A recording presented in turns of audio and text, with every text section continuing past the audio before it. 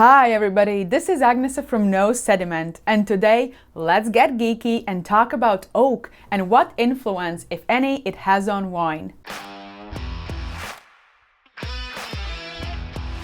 Oak currently is a controversial topic. There was a time when it was used sparingly, and many wine writers and wine critics would criticize winemakers for using it too much. It seemed that the public was demanding big, opulent, oaky wines filled with vanilla and toast flavors, and winemakers were delivering. Now we are headed in the opposite direction with the use of oak, especially new and small oak barrels being reduced to a minimum or reserved for the wines that truly benefit from it. This shift is further supported by ever-increasing prices of oak barrels and limited availability. Of course, there are other materials that winemakers can use.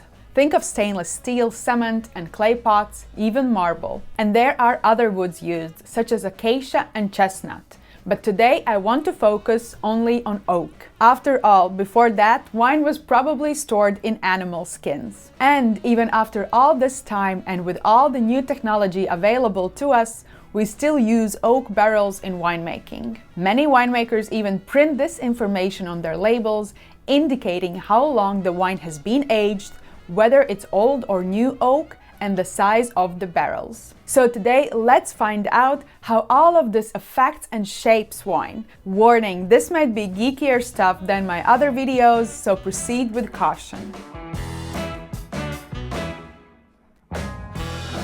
One of the most important questions when discussing oak is its origin. Is it American oak or European oak? European oak is often regarded as superior for quality wine aging. In Europe, there are two primary oak types, Quercus robur and Quercus petrea, while American oak is Quercus alba, also known as the white oak. The most commonly found oak in France, often considered the best for maturing wine, is Quercus petrea, as it has tight grains and offers good aromatics. However, Quercus robur also has its following, especially in Italy. Think of Slavonian oak, so often used in classic Italian winemaking regions. American oak is often criticized for having too much aromatic components that can influence the wine. Nevertheless, historically, this oak has been closely associated with Spanish wines and their winemaking.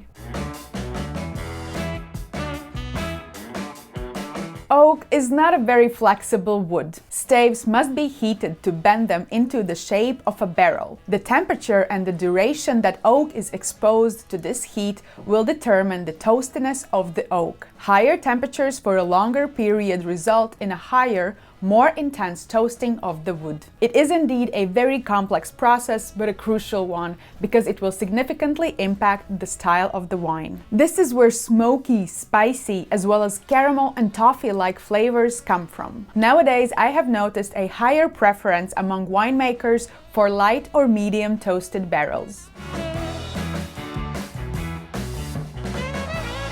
As we have already discovered in my other video about bottle sizes, size does matter. Indeed, the size of the barrel will determine the ratio of volume to the surface area in contact with the oak. This means the smaller the barrel, the higher the ratio, resulting in more significant impact on the wine. The classic sizes for Bordeaux and Burgundy, often referred to as barrique, are 225 and 228 liters respectively. There are smaller sized barrels, of course, but these are mostly used for sweet wine production. However, larger sized barrels are becoming more popular nowadays, such as Butte, Demi-Muds or even Foudre, with size of 500 liters, 600 liters and 20 to 120 hectoliters respectively. Naturally, the larger the oak, the less noticeable its influence will be on the nose and the palate. But that is not the whole picture, because while barriques are usually replaced every year or every second year,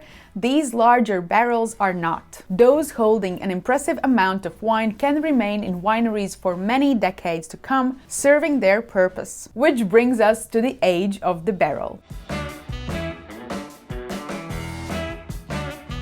The age of the oak barrel really matters. A new oak barrel will give the wine a lot of aroma flavors that we associate with oak aging, such as sweet spices, toast, and vanilla. Furthermore, when considering the size of the oak barrel, it's important to note that the smaller the barrel, the more pronounced the oak influence on the wine. With the second and third used oak barriques, the flavors of oak will be reduced, resulting in less influence of the oak on the wine. But oak isn't used solely for its flavor. Oak is a unique material in that it doesn't allow liquids to escape, but allows a small amount of oxygen to pass through, allowing the wine to breathe. Oxygen penetrates through oak pores, through connection parts of the staves, and majority will enter through the bunghole. This oxygen also affects the wine. Not only it stabilizes the color and softens the tannin structure in red wines, but it also can limit reduction notes and add more complexity on the nose and palate. Sometimes we can read that old oak barrels are used only for this specific purpose,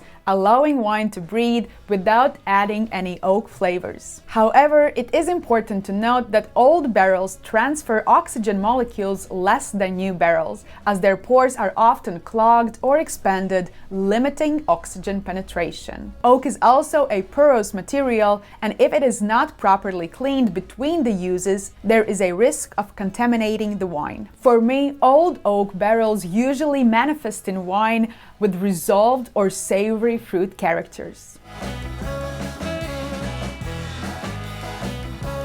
I believe that this is an especially important topic. What I mean by that is oak can be used not only as a maturation vessel after fermentation has finished. Oak can also serve as a fermentation vessel, and I particularly like it when this is done with white wines. This is because red wines undergo fermentation with the presence of the skins, and they must be carefully managed, making it a less popular practice for red wine production. But let's circle back. If the wine has been fermented in oak, it tends to be better integrated within the wine, and it certainly is less obvious or distinct. It is present, but it doesn't overpower the fruit characters as it might if the wine had only been aged in oak. Additionally, it adds a nice structural element on the palate. The reasons for this are quite complex, but overall it is because of the presence of yeasts. The yeasts not only coat the barrel from the inside, thus limiting wine's contact with it, but it also absorbs some of the bitter components and tannin that can be extracted from oak.